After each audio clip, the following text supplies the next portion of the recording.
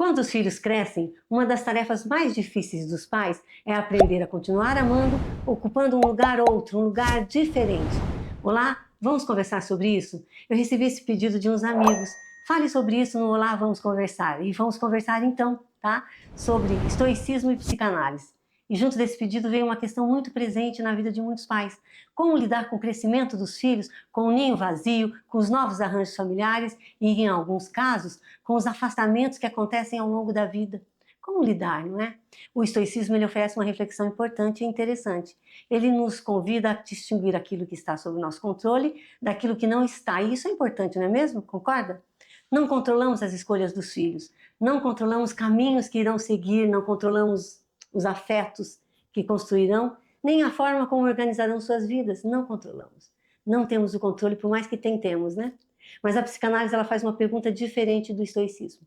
Ela não pergunta apenas o que podemos controlar, não. É algo a mais aí. Ela pergunta por que sofremos tanto diante de determinadas perdas, separações e mudanças de lugar. Por que sofremos tanto? Porque toda mudança implica alguma perda, não é mesmo? E nem sempre sofremos apenas pela ausência do outro. Muitas vezes sofremos pela perda do lugar que ocupávamos em sua vida. Como um luto, né? No luto é assim também. Existe uma força pulsional importante nesse processo. E eu quero falar disso aqui. Para que um novo casal se forme, sabe? Para que uma nova família exista, é necessária uma certa separação da família de origem. Há um tempo aí necessário. Não porque o amor terminou, não. Mas porque o amor mudou de lugar, circulou, não é? O filho que antes ocupava prioritariamente o lugar de filho, agora precisa investir em outros laços, construir uma vida adulta e escrever sua própria história. Ele não é apenas filho, ele é marido, ele é pai, entende? E isso inevitavelmente produz rearranjos familiares. A mulher se torna mãe, esposa, mulher, profissional. Quando chegam os genros, noras, companheiros, companheiras e depois os netos, não chegam apenas pessoas. Preste atenção, chegam histórias, concorda? Chegam modos diferentes de amar, de viver, de educar, de lidar com conflitos. Chegam desejos, faltas, feridas e sintomas. Porque ninguém chega sozinho a uma família. Tem história, não é? São histórias que se encontram e aí às vezes conflitam. E nem sempre esse encontro acontece sem estranhamentos. É normal, é esperado até.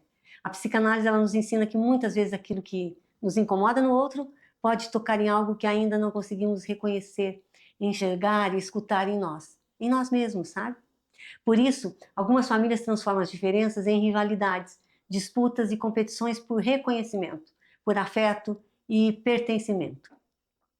Mas quando conseguimos abrir mão da necessidade de ocupar um lugar central na vida do outro, algo novo pode surgir.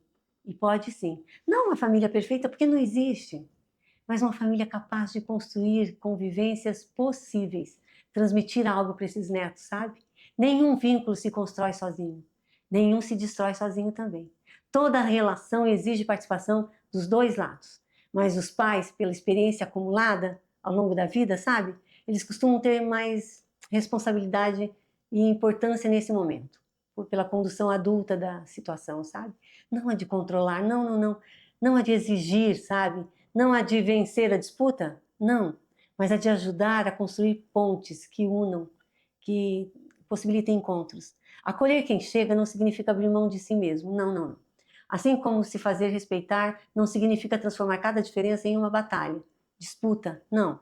Significa, sim, demonstrar interesse, disponibilidade e desejo de convivência. Como? Invente o seu jeito.